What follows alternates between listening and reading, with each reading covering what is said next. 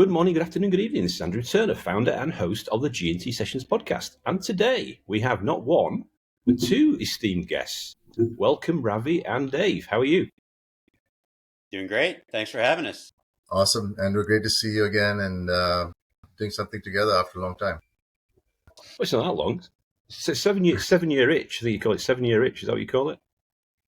That's what I hear. I think that's a Marilyn Monroe. Is that a Marilyn Monroe movie? I don't know. Maybe. So for people that don't know, the kind of segue to this episode was I was walking through Olympia in London back in September, and who should I bump into? It's the Ravmeister. Here we go, Mr. Ravi. And amazingly enough, 7 years ago, it seems like quite a long time actually when you say 7 years ago, it makes you feel old. We actually worked in the same company for quite a while and did some interesting deals together and did some interesting business with different companies across the world. And then it was legendary. And then Ravi explained what he was doing, and then introduced me to Dave. He's I won't say partner in crime, but co-founder.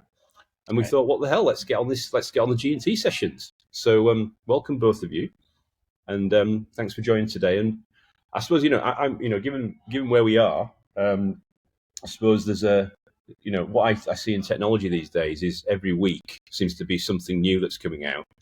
And what piqued my interest was a certain word that I'm not going to mention in this episode, but I'm sure other people may mention it. So it begins with A and ends in T, I think, or is it A and ends in C? But yeah, I was on a there's a really amazing company which I've known since just before the pandemic, actually, which is quite a few years ago.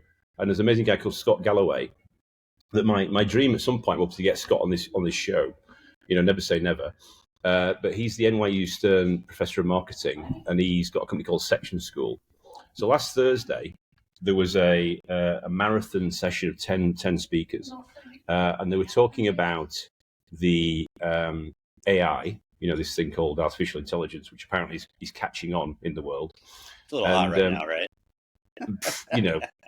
Cold, warmer, hot, steaming hot. Right. But also the combination of AI and ROI, so return on investment. So everybody wants to, get involved in the latest buzzwords and trends and, shiny toys. But actually what they were doing was a session where they're explaining and getting speakers to talk about is, okay, you put $1 in on this AI wave, what do you get back from it? So it was fascinating, really, some really good speakers.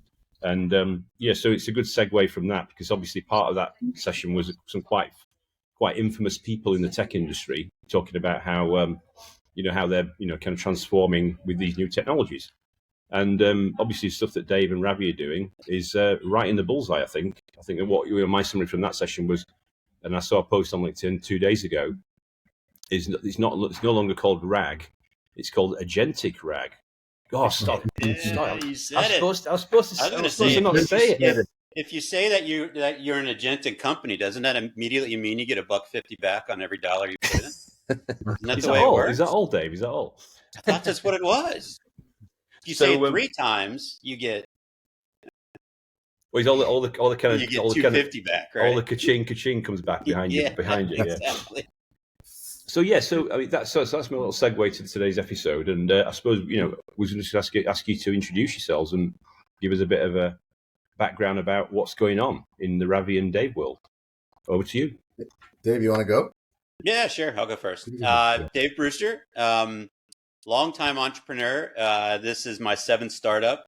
I'm one of those insane, crazy people that can never say no to somebody who wants to start a company or come up with a new idea or anything like that. Tech guy, and always a tech guy, always will be a tech guy. And people that know me, that worked with me, will attest to that for sure. And love doing new, interesting things, right? So a little while ago, previous company I founded was a company called Paxata, which was partners with Waterline, your previous company. And we had a great run and a great time there. But after that, I really wanted to kind of settle down. After number 6, I didn't think I wanted to hit lucky number 7. So after number 6, I kind of moved out away from the valley, and that's why you see the beautiful land behind me. And was really like all ready to be not done, but ready to move on to other things. And this great new wave of I'm going to say the word, why not? Of Agentic started happening. And, and well, I was going to say to you was it's not the 7-year itch, it's like the 7 startup itch. Is that what you said? startup itch, right? Yeah, Anyways, you got a new phrase out there. Yeah, couldn't say no to new opportunities. But yeah, careers span a long time. Many companies, back from the early days of the first application server company called NetDynamics I was part of, to a couple public companies, Guidewire Software probably being the biggest, that's still hitting pretty hard. Very early on, all of them. Founded one other company besides this one, and then was, like I said, very early on, and pretty much all the other ones. So, some people can be fine with larger companies. I love startups. I love new ideas, brand new ideas. So that's kind of my pedigree, kind of where I come from. So you've always been a technical founder. Is that's been your kind of exactly. as you've grown through those different startups? Right. Fantastic. Yeah, exactly. And more on the system side, more on the kind of the super geeky nerdy side of the world. So I studied AI in college way back when, from Ohio State, of course, got to represent.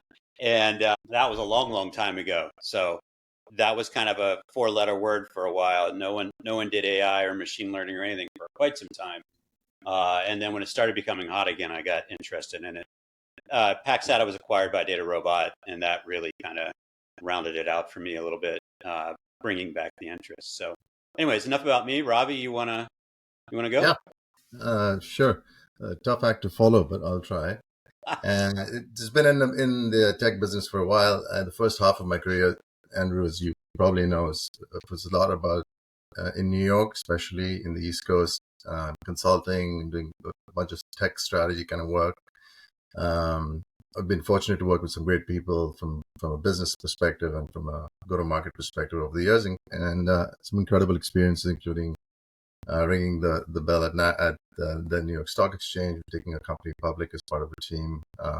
That's been incredible. And then I'd say the more recently, over the last 15 years or so, with early stage tech companies, being a go-to-market leader. And so that's been incredible. And I guess Dave and I share the same bug, which is we run towards hard problems. Right. And so you could say we have our own problem, and that's a problem that we love early stage companies. And I really got bitten by that bug. To the point where we decided to work together and start our own company, and it takes a special team and a special group of people to do that. It's not just the two of us who thought about starting first, but we have a third co-founder in Luke, who's not here today, but and then an incredible team we're building around us. And I think part of the reason why it's interesting is obviously you start because you start new adventures because you meet the right people, and Dave and I met, so we hit it off. But also the timing is really important, right? You can do things early, you can do things late. And I think we really are at a very critical moment in time, and a very interesting time where I think the biggest revolution from a technology perspective, and some of us who have receding hairlines and gray hair have seen a few of these. And it's safe to say that this one is really one that I don't think we'll see a bigger one. And you never say never, but at least in my lifetime, I think it's probably the biggest opportunity for us to go and build something great. And that's those are the reasons why we felt it was good to start something. And we can talk about how we got to where we are. But really fortunate to be working with Dave and the team. And we're on to something. Lots happening in the market with LLMs and agents. When we started, it was people were confused. No one really knew what it was, and now people are even more confused because everyone's got their own version of what an agent is. So it's been an interesting journey and exciting one. Yeah, when we started a year ago, no one knew what an agent was, but it was even so complex of a concept for people that it turned people off. So we seriously considered, should we not lean into this agent thing, because it was too complex for people to understand, and they were afraid of it. Quite honestly, it's probably what it was. And so now, I guess it's not agent, it's agentic. That is at 4. I think I'm at 4 now. So what you think is that actually within a year it's changed from people having FUD with it, fear, uncertainty, and doubt, to it's like a must-have? Is that literally what you're seeing as a switch? Yeah, Is that I think well, I mean, it's like any trend, right? So, but more than any trend, it's so we've had this conversation a lot internally. Gen AI, when you use Gen AI at all, uh, and especially language models, but even the visual stuff, the it takes a while to get your head around what's possible, right? So you get the first shock. Wow, this is really cool. Oh my God, I can do that. I can do that. I can do that. And then if you're a developer like me or in somebody creating businesses or whatever, it takes a while to realize like, oh, that could really change the world. That could really do crazy things. Um, and agents are simply a mechanism to do that, right? There's going to be 20, 30, 50, 100 more as the APIs mature and as the tech matures. We're at the beginning. Like we all have to realize this is the beginning of the beginning. And it will change every aspect of tech, right? So I think you're confused. I think the confusion part is starting to go away a little bit. I mean, everybody has to go through it, I think, because it's not something that can be described to you. You kind of have to do it, I think. And then after the confusion, it's wow, like where am I going to go with this? What am I going to do? And it's just a big knowledge ramp. Just take a developer as a coder, right? Really easy example. Why would you so when you're coding, you get into these ruts where you're trying to figure something out, and say it's something that you haven't done before, whatever. Pick some random topic. And so you're searching the web, you're trying to figure out how to make it work. You have an algorithm that isn't quite working. And for years, if you've developed, you've gone through that experience. And that's good developers are ones, as my 18-year-old son said, Dad, the reason people can't code is because they don't know how to use Google. Seriously, that's what he said. At 16, I think he said that, of his classmates. He was mad at his classmates on a team, on his mechatronics team he was doing. They couldn't code. And it was like, well, they're too lazy to use Google. They can't figure it out. Well, you don't need to do that anymore, right? So when you're coding, why would you spend the time and look things up when you can just ask? And you have basically an oracle there telling you how things work. So now take that and expand it into bigger and badder and longer things, more in-depth subjects, more subjects that have more to do with individual business knowledge. It's going to take a while for that to catch on. So I thought you were the going word to agent say. people, they don't quite get. I thought you were going to say Stack Overflow, something like that. Then, or whatever. That's what I mean. You Google, you end up on Stack Overflow, or you end up. Hopefully, you end up on Stack Overflow. Most of the other ones are horrible. You end up somewhere where you can get a real answer, but you don't need it anymore. Like it's not even a thing. It's not, So developers who have started that are in a huge leg up on ones that haven't, period. So how will that change the world? What will that change? Just in coding. But then move that into a sales job, right? And it doesn't even have to be a high tech sales job. I sell wire for some company that makes electrical wire, whatever. Somebody comes and asks me a question about how it's used.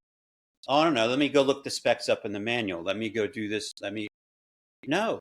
And why would you even be asking a human this question anymore, right? Like, so it's going to take a while to catch on and be quite disruptive to many businesses. Do you think the agent is this phenomenon that's this which Wave is building is more like to do the heavy lifting?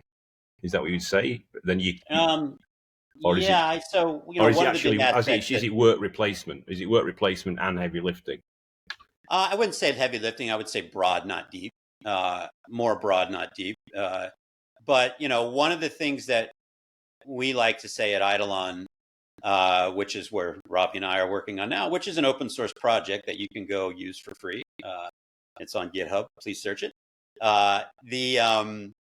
One of the things we like to say is our solution is very modular, right? So when you talk about agents and you talk about depth versus breadth, one of the things that LLMs still get very confused on, if you start a session with Claude, I'm a Claude fan.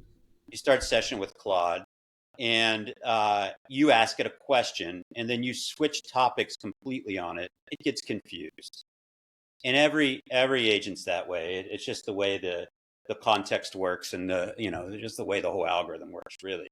So one of the ways to fix that, that's just like a human though, into context exactly. switching. That's exactly Context right. switching is the same problem for humans as well. Yeah, that's right. So one of the ways to fix that is to think of modular design, right? So if you design an agent that does one thing and does it really well, and then you maybe have a reasoning agent sitting on top of that, a real simple 2-level design, you certainly modularize your system, and then you can build out these little knowledge centers next to it. And you certainly created a huge breadth of knowledge. Will that ever replace somebody who has that's worked in an industry and has a very large knowledge base? Maybe, but probably not, right? Like, I'm not trying to be Oracle and figure that out, or something like the Oracle and figure that out. And speaking, I thought you meant Larry's gang then for a second. I know. I was getting worried. I thought Benioff. So, anyways, I should have said Agentic. That's what. I mean, I think the thing to recognize is we're, again, as Dave said, pretty early phases of this cycle, right? Very. So it's natural, just like other, the web and the cloud and other changes, that people are somewhat skeptical about things, somewhat fearful of change, somewhat slow to adapt. But what is different, I think, this time is just the rapid pace at which things are moving at. And it's going to change a lot of different things. And some of it is going to be entirely new experiences that no one's imagined today. And that includes interaction with the computer and with models and with agents, and how humans will interact. And that's a fascinating topic in itself, and a whole hour discussion, perhaps more. So we don't quite know all the changes, but it's coming, and it's coming quickly. And we're even now we're just not going to be fast enough to adapt to it. But people better get ready, right? So your hypothesis, though, Ravi. I mean, because obviously as Dave explained, he's like the technical founder. You're the business founder. You're the team. You're the founding team with your colleague Luke. So you obviously had a hypothesis of what that adoption curve was going to look like a year ago. Is it going faster than you thought, or is it going slower, or is it a bit in the middle? What's your kind of view on that? What kind of conversations are you having with the customers, and what are they fearful of, and what are they prepared to? Like, is it a little swimming pool, or is it a big swimming pool, or is it the ocean? It sounds like there's different levels of adoption or I think it's bravery. Different. Maybe we could separate that into consumer and maybe businesses as two different categories, right? And if you think about the former, which is consumer, very quickly, in terms of, certainly the GPT is probably the fastest growing app of all time. So just by that as a cue, adoption of people and how people are experimenting with these new tools has been phenomenal. So that, I would say, is faster than I personally thought was going to happen. And on the business side of things, it's about kind of how I've seen it occur. Like, you can kind of think about their concerns are, depending on what kind of size company you are. The big guys, the big companies are slow to adopt, and they have been slow to adopt. That hasn't changed. That's about what I would have expected. I think the small to mid-sized businesses are in an interesting place because they don't have the resources necessarily that the big companies have. And so it's both a challenge and an opportunity for companies like us to be able to really take a very large portion of that small, medium-sized business as a market, and really get them to adopt things quicker. And I think that there's an appetite there to move much quicker than it has been in the past. Dave, you might have some perspective on it, but I think, that's why I was going to say the same thing. If I was a small to medium-sized business, I would be shit scared right now, because the large companies. So the problem that we have, Andrew, like if you look at this, it's a lot like the early app server days that I was part of. The internet, the birth of the internet as we know it, if you will, of the web, however you want to say that. Large companies had the bucks to put into develop frameworks in order to adopt the technology. Most of the frameworks that exist out there now for Gen AI, Agentic, whatever you want to say, they're Gen 1. I mean, honestly, they're Gen 1 of those frameworks. They have issues. They have lots of issues. There's a lot of lessons from the past that just were ignored. And that happens every time. I'm saying we did the exact same thing at NetDynamics when we did the first app server. That's the way the world works. So, but what that means is if I'm an enterprise and I want to adopt something like LangChain, I have to implement all the enterprise features myself, right? Like they're not part of that.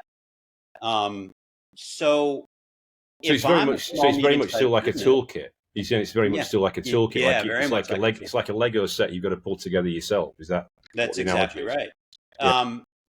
You know, if I'm a small, medium-sized business and I don't have the IT staff to pull that off and make something secure so I can put a chatbot out there for my company, boy, I'm shit scared because what am I going to use? What am I going to do? How am I going to do that? So the opportunity Ravi's talking about is, look, we're enterprise people. Our backgrounds are selling software to very, very large companies. So what we really focused on since day one in Eidolon is enterprise adoptability. And I think it's hurt us going to the market, you know, getting out there with the wave and being part of the wave. But it's a huge long-term strength. You go get Eidolon, you start using it out of the box. You have RBAC on the agents built in. You have, you know, lots and lots and lots of security features and lots of trust filters, auditing, everything built in. Like it's there. Do you still have to adopt it to your company? Yes, but it's a light lift versus a heavy lift, right? So when we come out with our enterprise product, which we will in the future, we will do that lifting for the small and medium-sized businesses. So I think there's a huge opportunity for those businesses, as Ravi said, to be able to be more nimble. But boy, would I be really, really afraid right now because what am I going to do? I don't know. This whole thing's new. What are we doing? Blah, blah, blah, blah, blah. And if you're not using Gen AI to drive a large part of your business in 2 years, even, I was going to say 5 years, but 2 years even, you're going to be behind. You really are going to be behind. So you see what you're saying is you can't sit on the fence and watch. You've got to be brave. You've got to be brave. You've got to grab the nettle. You've got to go up, start something. But you know, the thing is, I think you highlighted is you know in that small to mid enterprise is there's an education issue, and there's also a piece around I suppose you're taking the cost thing to a different level with the open source piece, which we'll come back to in a sec. But I suppose it's that thing about it's skills education, and actually then one of the things that I was talking to one of my very good friends actually this morning, Patrick Dubois. I don't know if you know Patrick. He was the guy that came up with the phrase DevOps. Yeah, he was the original DevOps guy, right? There you go. Coming on a future episode. And he's, he was saying about, back to your coding point, was that literally he was showing me on the screen this morning. It was like he writes one prompt and he suddenly creates, like 4 libraries. He creates all this code, like out one prompt. He said he feels like he doesn't actually develop anymore. He just puts the prompt in. And he's using this thing called Cursor. Exactly. He used Cursor. I don't know if you've got Cursor. Yeah. There's a bunch of tools like that, coding tools. Yeah. It was just like, wow. Because I used to be a developer, what was it? A few years ago. I started as a developer. But so seeing that level of productivity, but then what it did, it changed the conversation this morning, which is relevant to what we're talking about now, is if you're a business person running a small, medium enterprise, or even enterprise, right? Large enterprise, is this all this stuff sounds really sexy and attractive and, the future. But then what we talked about this morning was about how do you validate it? How do you test it? Yeah. Right. So I don't know what your view on that is, because that also I think it's shifting the thing about it's not the thing about the art of the possible, because it's all possible. It's then how do you it's a different FUD factor. It's not the fear, uncertainty and doubt of actually adopting it. It's the fear, uncertainty and doubt of how do you test it before you put it into production. I don't know if you've got any thoughts on that. Yeah, and there's 2 aspects of that. There's a security and a trust aspect. How do you test it for trust? That's a whole different category. And then how do you test it for correctness, right? And I'm sure, since being a DevOps person, he meant for correctness, and maybe not, though. I would assume so.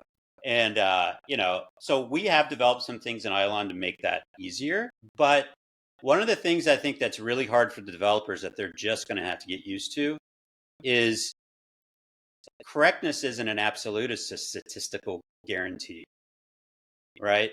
And that's really hard for developers. I mean, as a dev manager or as a CTO for, oh my God, the last 20, 15 years, since tests have been popular and going crazy, you have to continually tell developers, you don't need 100% coverage. This isn't about absolutism. This is about statistical, guarantees, right? And so we have developed some ways around that. And I think a lot of the world, this is where a lot of the world of machine learning will come into play and really help. When you develop a machine learning model, you're never testing the model for absolute correctness. You're testing it for statistical means.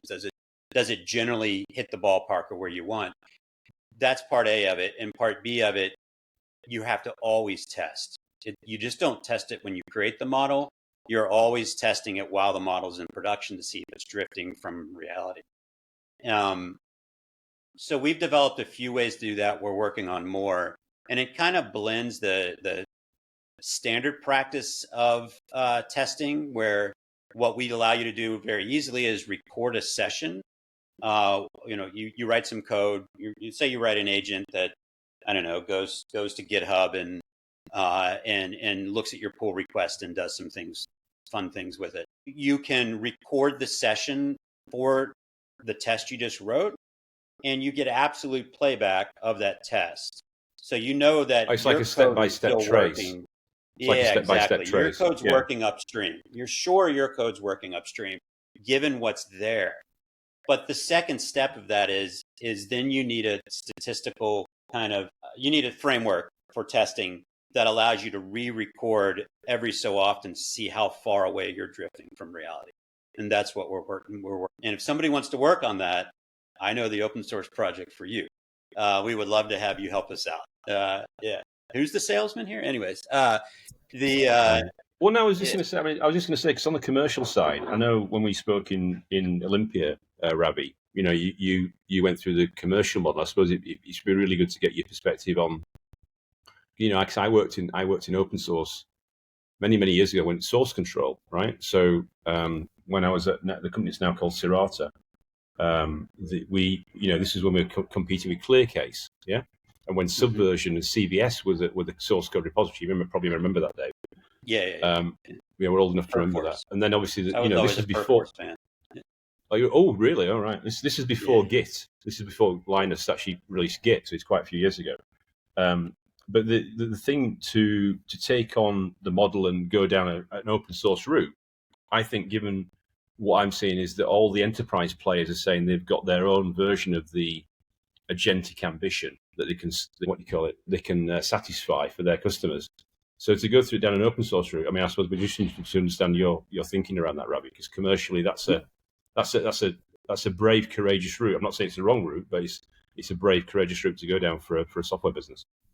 Yeah, no, I think I heard you say it's the right route because it's been done before, and much of the modern internet and much of modern technology is built on the back of open source. So in that sense, there's good examples of successful companies, very big companies, done that. Anyway, but to answer your question, there's a couple of questions in there. One is really open source to like the business model of making money, like how do you want to make money?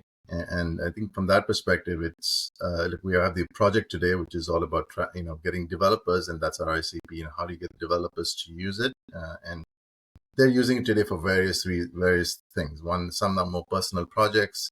Some are startup founders building these agents into their toolkits.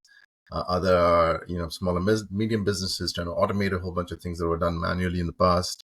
And on the other end of the spectrum, enterprises that are using it, I would say today, for low risk internal use cases, where they are again automating a bunch of different things that were previously done in a much more hard coded fashion, right?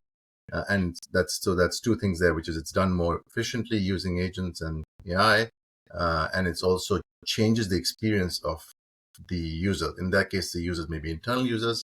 In some cases, the users are customers of theirs. So varying degrees of risk and use cases, right? So that's the part that we're focused on today, and making really good progress on it. The enterprise version or a product that's the business model is around commercializing a set of features that enterprises will want and need to deploy this in any meaningful way. And that's a bunch of different things, but a large part of that is around the trust umbrella of trust. And there's a few other things, of course, there may be out of the box agents that we're thinking about, and we'll continue to work on that. But a lot of that is around the features that enterprises need to bring a toolkit like this into their environment, which is a lot to do with compliance, security, governance, auditability, right? Privacy. So all of those set of features, which are ones which many companies have, commercialized. There's various examples. Databricks is one. You could probably find many, many others. And so that's going to be our way that we end up monetizing it through a set of features. So there'll always be the open source project, and we'll continue to evolve that as good community members. And there'll be the enterprise product that is the way we commercialize the business. Does that make sense? And Dave, you want to add anything? No, I mean that's dead on. Yeah, exactly. Yeah, no, I mean, I think, yeah. So what you're saying is it's a bit like the elements that would enable an enterprise scale up and enterprise adoption are the kind of the things that would be the upgrade effectively. But it doesn't mean you can't get your feet wet now, and you can start to kind of socialize it and internalize it. Yeah. Individual users are using it. They can use it. It's fully, you run it locally on your laptop. You don't have to wait for anyone, so that's happening today. And yeah, we just think that, enterprise, buyers are different from users, and that's always the case in B2B. So you think about users of software and buyers, and those are not the same persona.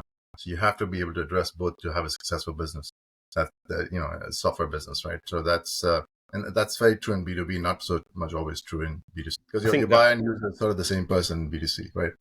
I'm a user of Yeah. I mean, it's so your plan is to get like a set of raving fans that builds an internal kind of momentum to say this is the way to go. It's a ground up motion. It's not a top down necessarily. And because we feel like, as a developer toolkit, you want ground level adoption before you can, it's really the most effective way. It's probably the more difficult way to do it, as you mentioned before.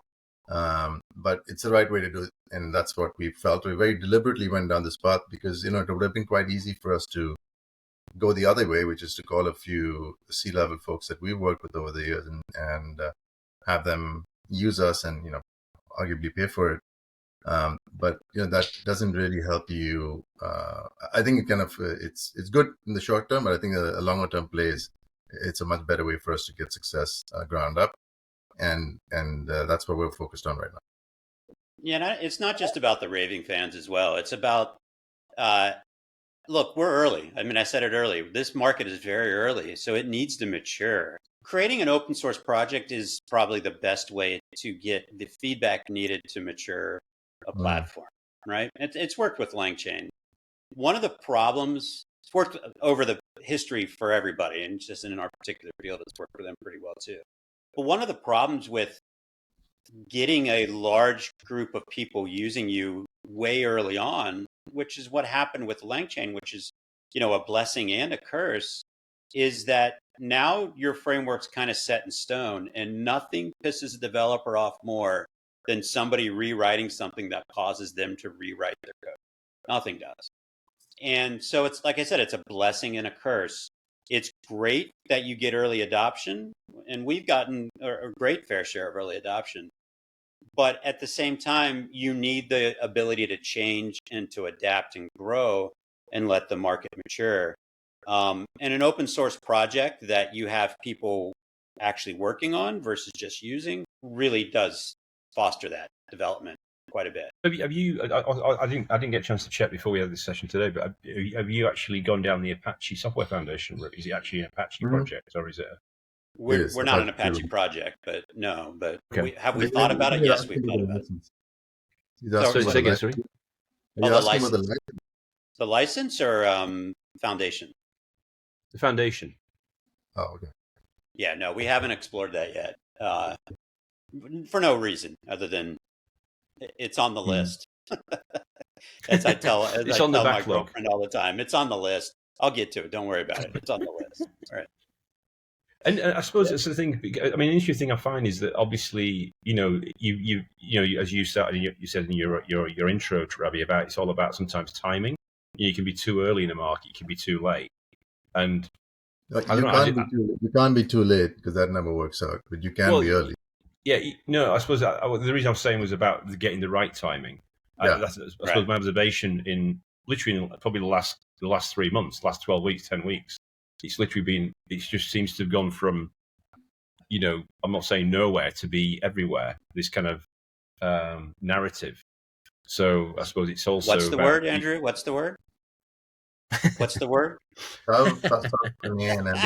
We should. I'm You nodding, have to get. aren't I? You have to get some swag with like the word on it, so you can see just point Yeah, to right. it. Just go like this one here. No, I don't know. I know. Yeah, I mean, I suppose the thing is because I was looking at something the other day about there's obviously chatbots, yeah, that's been out there for a while, and then there's agents. So I suppose for the audience that are not as initiated, how you describe those two phenomena? Is there a relationship, or is it an evolution, or is it the same thing just with a different name, or is it actually something completely different? I think I'll it pick it depends up. on I who think asked. it's an evolution from Yeah. chatbots to assistants to co-pilots to autonomous Agents. and versions of autonomy. Ultimately, you could talk about AGI and other kinds of things, but that's the journey, right? So we've seen we've seen the chatbots. Everyone knows what they are, and assistants and co-pilots are where we're probably at right now, and then we're moving into the sort of agent and autonomous agent, the multi-agent autonomous agent phase. But that's a part that's early still, right? But Dave, you might have some thoughts on that. No. The only thing I was gonna add is I think the nomenclature journey is interesting. Why call something a co-pilot and not an agent? I mean, it's not like everybody knew what the word agent was at the time. And I think it's back to that fear factor thing. Like, again, people were afraid of the word. They really were. I mean, I felt it when we talked to potential customers and market leaders. I felt it. So, it's a thing when it comes to that. But there is a difference technically, right? An autonomous agent is very different than a chatbot. A chatbot may be part of a system that is the front end of an autonomous agent, but huge difference between the two. And in the word agent, it's not. It's like if you go and you're a sales guy and you're at a company and you're selling to a large corporation. You're not the only one behind that product selling, obviously, right? There's the people who produced it. There's, even at the sales level, there's engineers helping you out get the deal, et cetera, et cetera, et cetera. So just like the word agent, it's not, people think, oh, I can write one piece of code and I have an agent. Yes, but likely not when it's anything complex. It'd be like writing a giant system using one class file. That's the way I look at it in my brain, because that's the way I think about it. But there's a hierarchy of duties that are needed behind the scene. Agents, it is just the front door. It's just the pretty face of that system that's back there. And that also leads to a little confusion of why people change the names. But what we've seen in the market is exactly what Ravi just said, which is, you go from simple chat systems that were based on GPT-2 and 3 early on that really were negative experiences for people, that are still deployed today and are still negative experiences for people, right? To more advanced chat systems, to co-pilots, which, the ones I use are doing indexing and things like that behind the scenes, which is an agentic thing, to full-blown beginning to see autonomous agents that go off and do research for a couple days and come back with really complex information about what you need that there's no way a human could do in those couple of days, right? There's no way you could do that amount of work in a couple of days. Yeah. Yeah, So I suppose because I think Ravi, I spent quite a bit of time in financial services and telco, where you've got, if you've got a customer service or call center scenario where, if you want to chat, you're waiting in a queue to talk to a human, then you can actually there's a bit about improving the customer satisfaction index on that experience by having a chat with that customer to keep the engagement up before you actually, you switch to a human. And then I suppose, but what I see was, when you call it co-pilot, then co-pilot implies it's potentially a system and a human that, by inference, it's like, you're flying a plane with a co-pilot, yeah? Right. The flight analogy.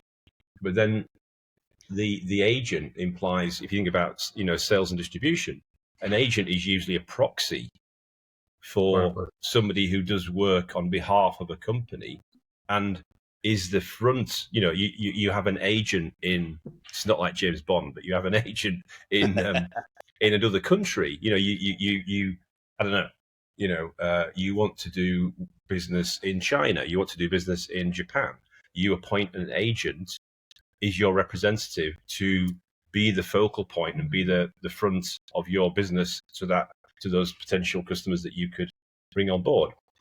So is the definition of what this agentic wave that's happening now is it that, but then systemized and digitalized? Because that example you said where you ask the agent a question, it may go and do, using the LLM structure, it may go away and go and scan and produce a report or whatever, or do some analysis, right, which is something that we as humans could take weeks to do. The productivity impact and the collapsing of time. Is that am I getting there down the right route there in that kind of I think understanding? Yeah, I mean, I think there's multiple definitions. Certainly, one of the ones you mentioned, which is it's a proxy for a process, right? Like generally, talk more general, is certainly one of them. But it could also be a proxy for communication, right? Like that's another kind of agent that I think you see for people, right? Or it can be a scheduler for you, right? Which I guess is kind of a proxy for a process, but it's a little different, right? We had somebody working with us just as a 2-weekend side project, which is really amazing. Like productivity. Create an agent. He had a buddy who was a sales leader at a company, and the most mundane, horrible thing you have to do at a larger company, even engineering and sales or whatever now, is you sit through your weekly sales meeting. Somebody's got to go and resolve all the tickets in Jira or whatever you're using of that damn meeting. So he created an agent to do that for the guy from the transcripts, send out a summary of the transcript, and schedule follow-on meetings. Amazing little beautiful thing. And he, a couple of weekends, he was done. That's the power of. And that was using your platform. Yeah, I was using ours. Yeah, that's the power of using a good piece of software to do it. But also embracing the process of an agent, right?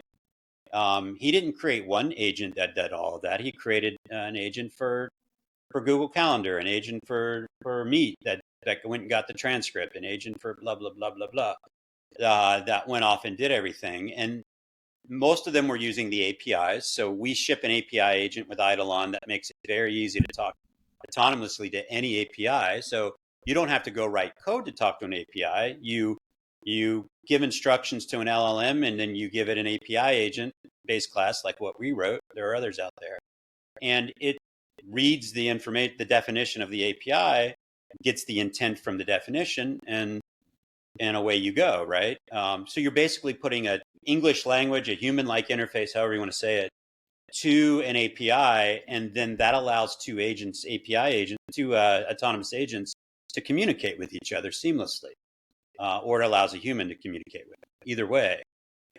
So it's very easy to do that if you have a solid toolkit that lets you do that. And that's not the point. The point is the future is going to be filled with things like that. And agent could mean that. It could mean a process. It could mean something complex or something simple, I guess, is the long story short. Yeah, I mean, I think it enables you to think about your business at a macro level very differently. So yes, today everyone's focused on productivity and improving how quickly things are done, right? And the implications of that, obviously, lower costs, better service. But it frees up a whole bunch of things that, just mind space and capabilities for you to go think about your business and how you run your business, how you monetize your business, what you offer to your customers. And that's a really exciting part because it really lets you think freely about how the experience should be. And we can relate to that as consumers. I mean, if as consumers today, we go and shop and do kinds of things online, and we take things for granted. We go to Google, we search, right?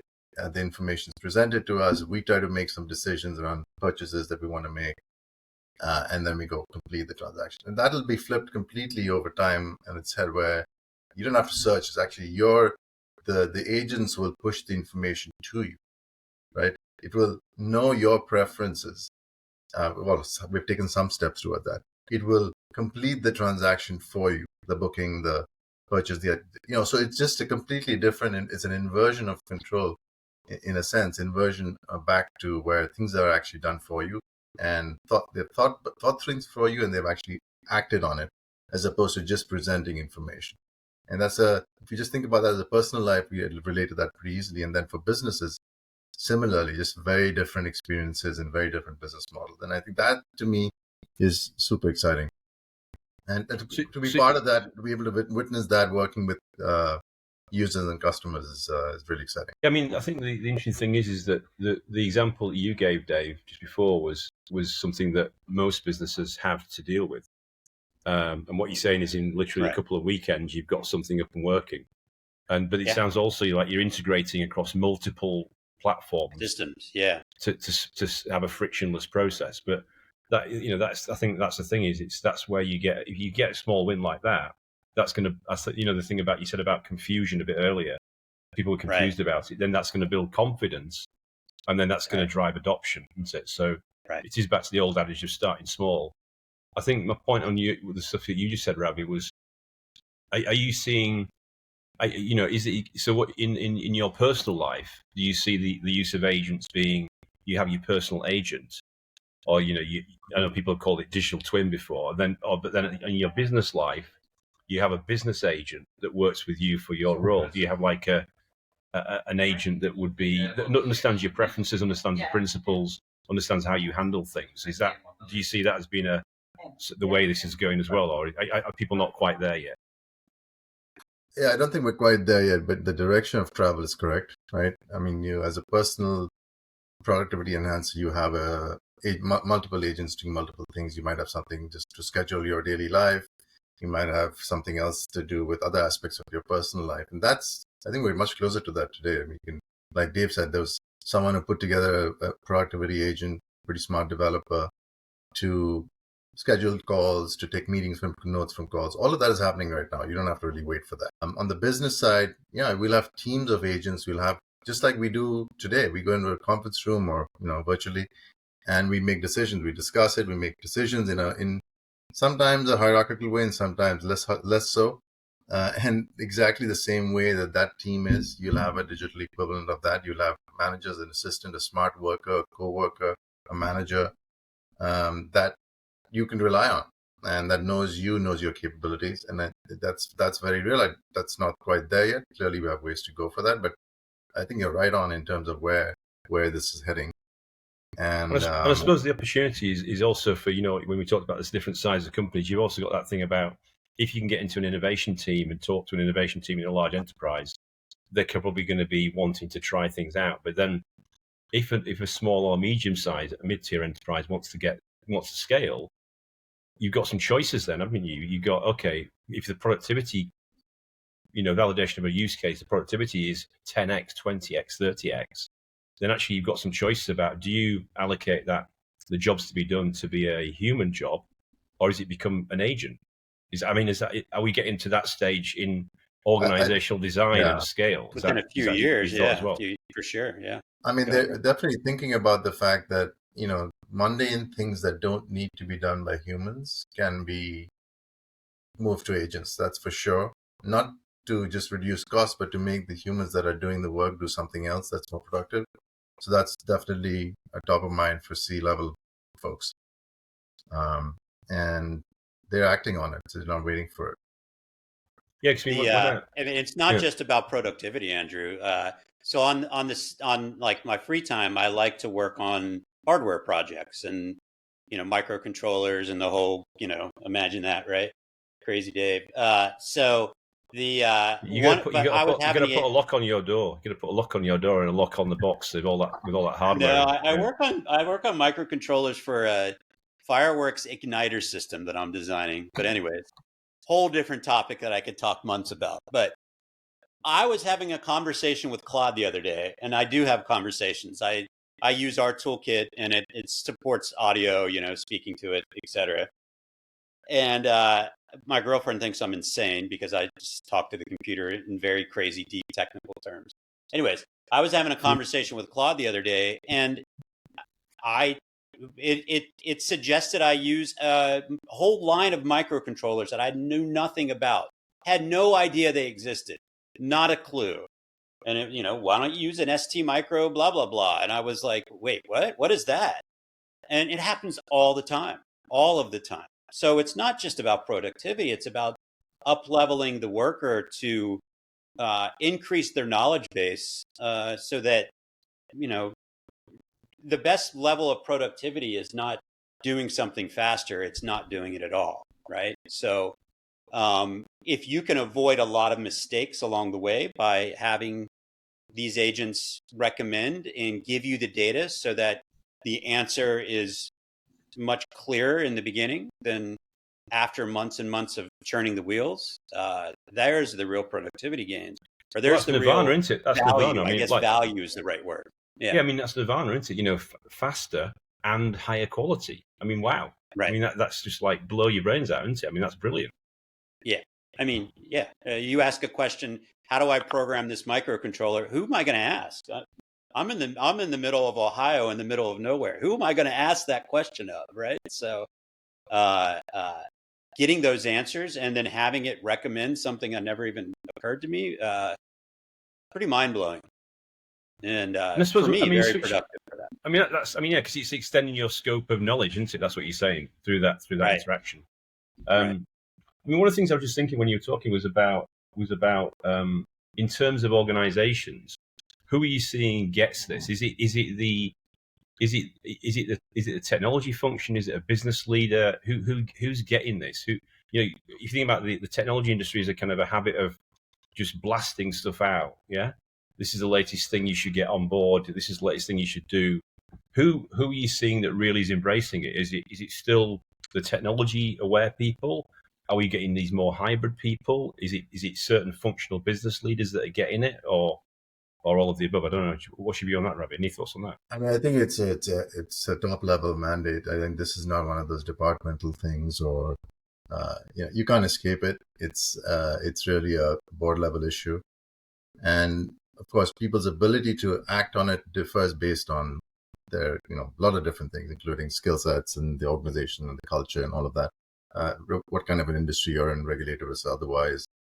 So there's a lot of dynamics around that. But I think in general speaking, I think it's such a top high level issue that it's really impacting everyone and everyone's doing something about it, some faster than others. But that's my general take on it. Dave, from a text perspective, any thoughts on it's a personality. In my opinion, it's a personality. It's not a function yet. It's personality. If you're the curious type, no matter what your function is, and you just want to make things better, the status quo is never good enough. Those kind of people, that's who we're seeing. It really is. I mean, the people are adopting it at a personal level in companies are using it. They just don't tell people that they're using it. And it's a really interesting paradox because in some ways, if you're not using it and you told someone that you don't use it at all, they probably think you're pretty dumb. Your manager would probably say, "What, you don't use it? Really? That's crazy." And yet they can't officially say they use it because a lot of people don't. They're not committed to use these things at a more broad level, right? Well, so it's kind of skunk works. It's kind of skunk works under the it table. Is a lot kind of skunk work stuff.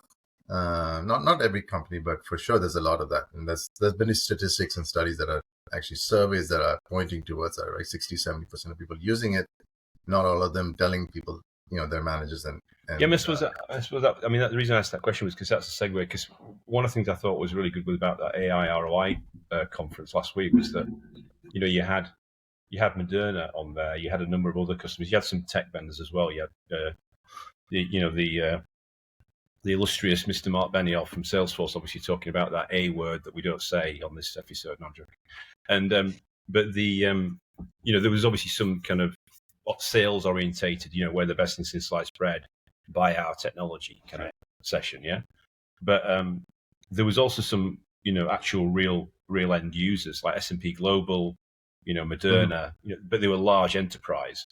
But it was more like Moderna was more about adoption of ChatGPT for the whole company, which is more like you could say a personal productivity thing.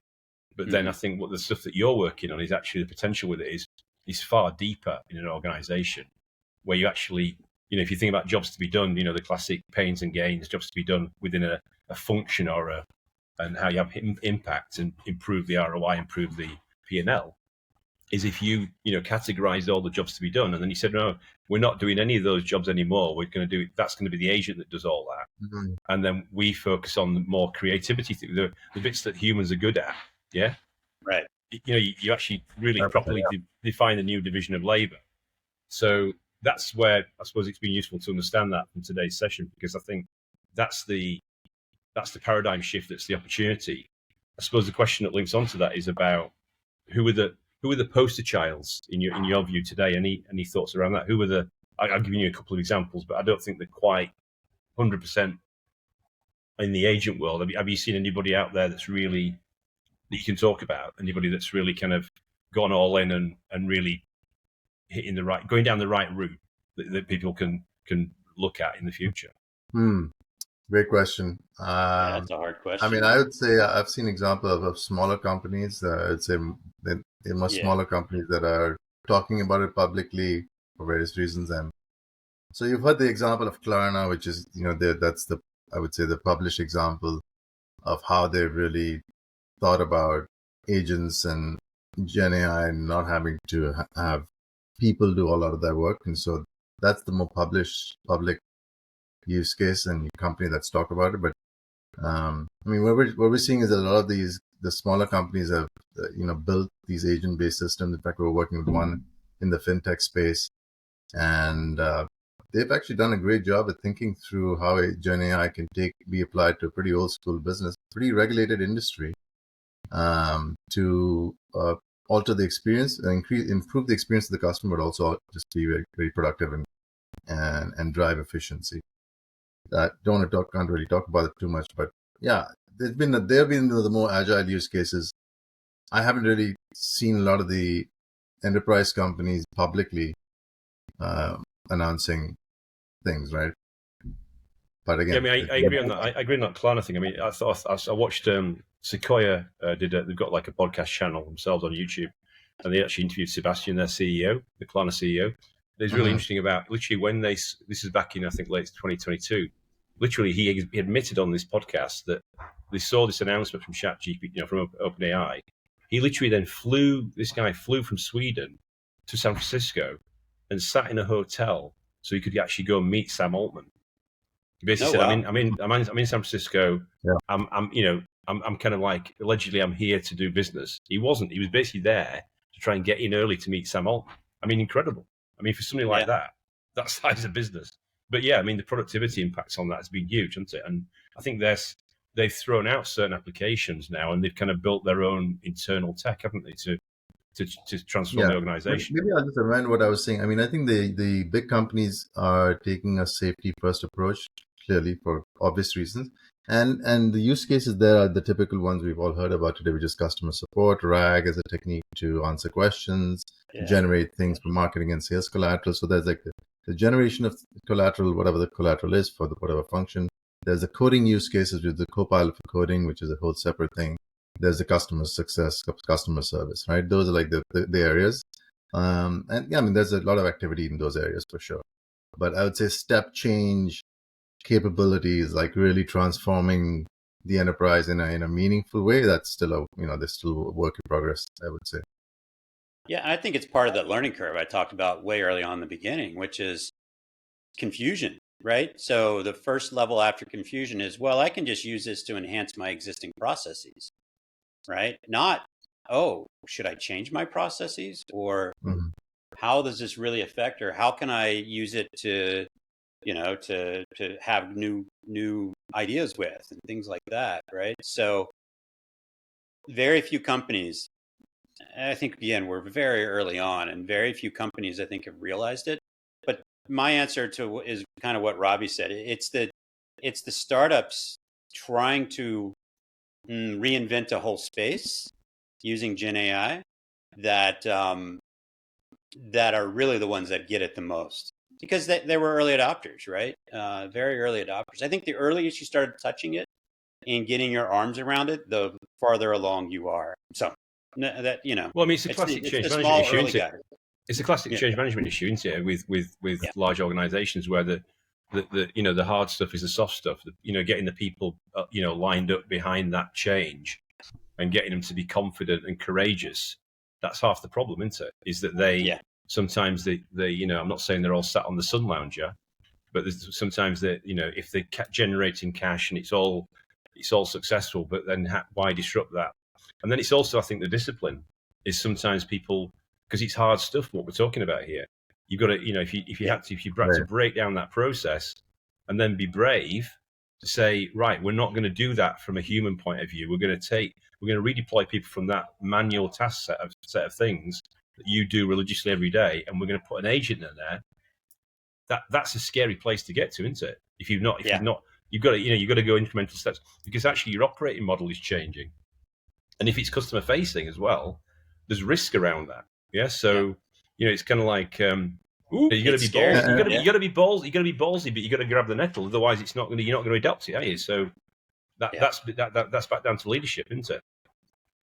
Yeah. Yeah, and I don't think it's.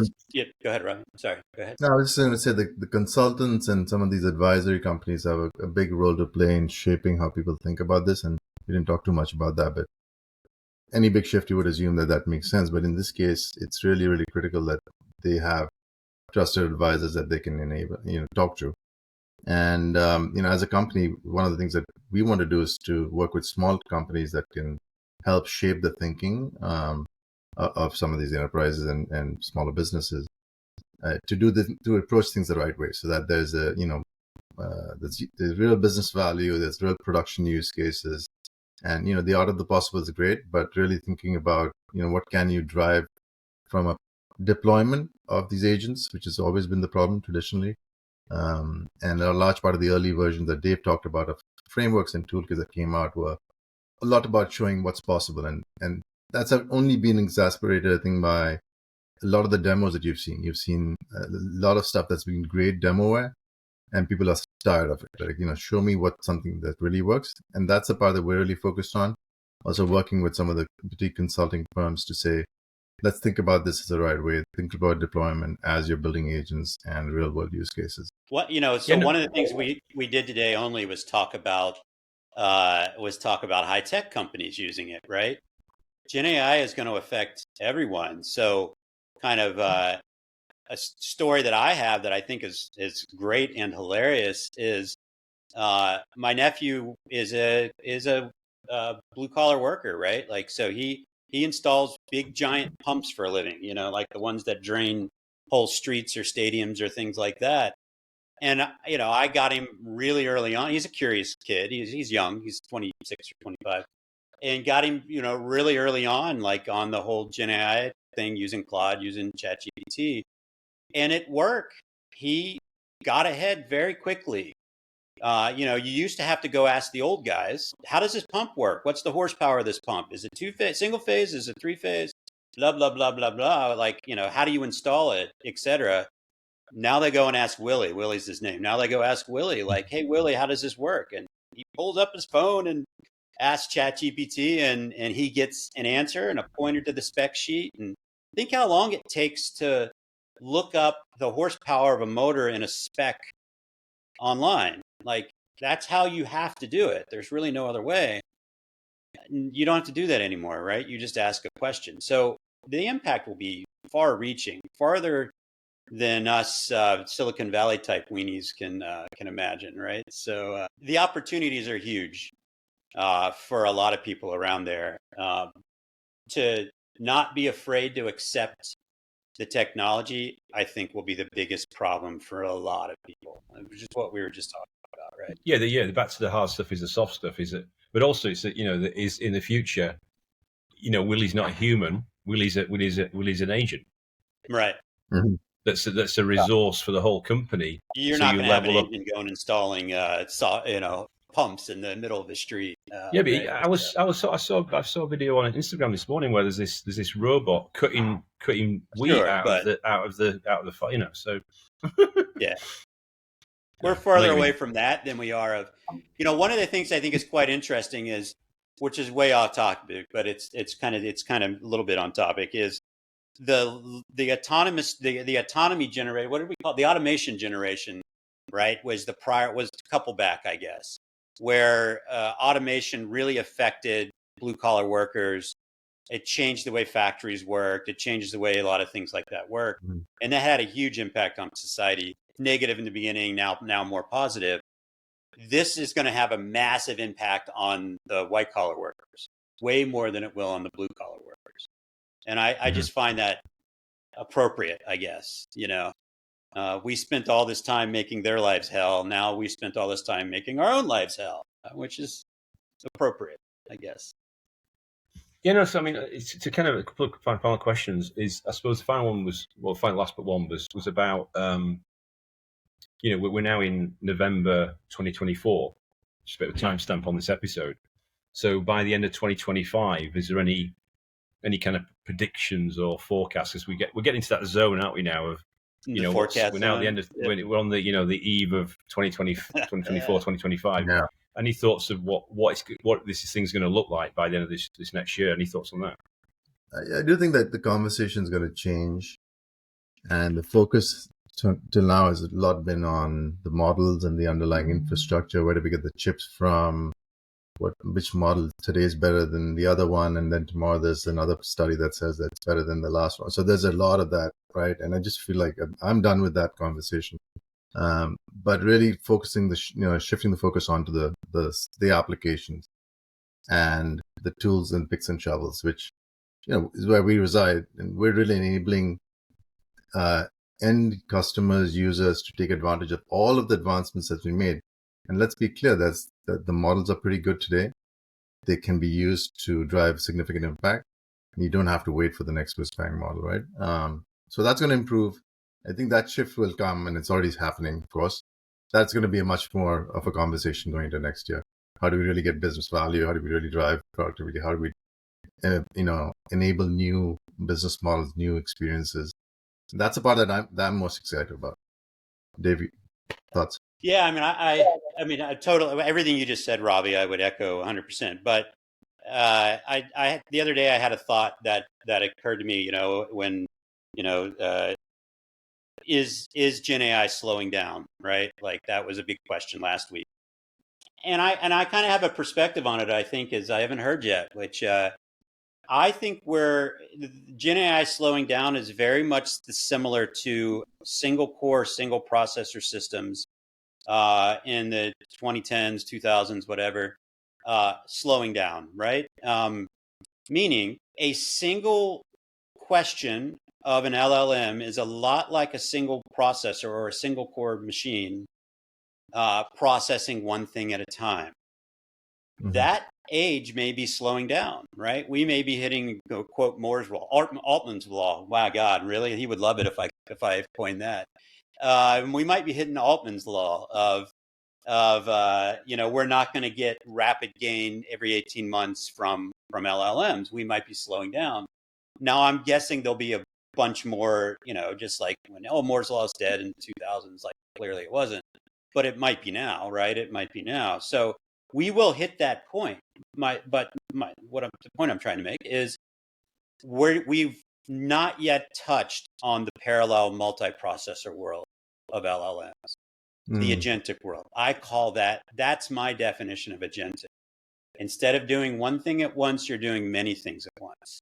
So from a pure technology point of view, we need to start building those multiprocessor, multi-agent frameworks like Eidolon that instead of doing one thing at a time, you're doing many things at a time that are presented to the user as a single thing. So we need to move from a non-modular, inflexible, single-threaded system to a modular, extensible system that thinks about the full stack, right? That thinks about solving the problem holistically through deployment, from creation through deployment in a multi-agent way, right? Something that deals with the networking and communication for you, that deals with the multiple threads running around, multiple processes, multiple threads running around, and bringing that together for a single answer, so that the developer has an easier time building way more complex apps than they're building today. So again, I agree with Ravi. It's about, instead of about questions, it's about apps, but also instead of about single-threaded processes, it's about highly parallelized, multi-threaded processes that are going on in the background. So I don't think we should. You just created a third iteration of that. You see, you got Moore's law, you got Altman's law, and then you got Dave's law. I think that was a great story. That thing. I think Brewster's law, Brewster's law. I think there's already Brewster's law. Yeah, exactly. You can't take that one. That's a 17th century. Brewster's law equals Brewster's millions. That's right. Yeah, there you go. So my final question. I mean, obviously on today's podcast, the G&T Sessions, we've done a deep dive into you could say quite a topic area, but a huge topic area, and a huge impact on the growth of companies using technology, which is why it's called G&T. And with some gifted and talented people that I've that I know and have grown to love over time, especially the Radmeister. And an acquired taste. I get it. No. I'm just thinking about those late night calls, early morning calls, QBRs, whatever. Anyway, no, but I think the final thing I was going to ask you about was, I suppose, the great thing of what I try and do with the G&T sessions is bring on great guests who can, share their knowledge and share what's coming down the chute in the future. And I think this area, to your point, is absolutely huge, and it can be transformational for all sizes of company. And it's then about how courageous those leadership teams are about adopting it and getting into this. And then once they get into it, get confidence, they're going to grow it. So, I think that's a great thing. So, I mean, all power to you, what you're doing, and, wish you all the best for it. And I suppose the people that want to know more about what you're doing, where do they go? I know Dave mentioned GitHub, but obviously not people on the business side are going to go, okay, right. What's GitHub? But if on the business and technology side, what's the best way of getting that information? We're pretty much everywhere. We're eidolonai.com. That's eidolonai.com. That's the easiest way for us. And because we're a developer toolkit, whether you're a business person or a developer, you should have it should serve both of those personas. We're on GitHub, so we can certainly do that if you have a GitHub account. We're on Twitter, X, LinkedIn, and I'm Ravi_Rama on Twitter, and Dave and I are both on LinkedIn. I think he's maybe not as active as I am, but that's because he's actually writing real code and doing real stuff. Yeah, I mean, we have a community we built. We started in February. It's called Building AI Agents, and we do events. So if online is not your thing, which I would highly encourage people to go meet people. That's one of the things that we love, which is really engaging in a post-pandemic. That's certainly one of the priorities of most people that we've met. People just want to connect with people and really learn and be curious and learn. And so that's been really great. So that's probably coming to a city near you. We did one in London when I was there, Andrew, for Big Data London. But we do ones in New York as well as the Bay Area. So it's called Building AI Agents. There's a group on LinkedIn. You can look it up, or certainly hit either Dave or me up, and we can point you in the right direction. Cool. Discord server is open. That's for the tech folks. And one of the interesting things that we do is we've been building the company in the open. And so anyone who wants to join our daily stand-ups, where we go through what are we working on, what's blocking us, the good, the bad, the ugly, it's all being discussed at 11 a.m. PST every day. And that, the invite to that call is on our Discord server. So if you jumped on that, Andrew, you could join one of our stand-ups and see exactly what we're up to. And so you start really coding again, Andrew. Wow. That is much respect for doing that. Well, that's your company stand-up every day. You actually, it's an open stand-up. Open stand-up for anyone who wants to join. Wow. Exactly. Yeah.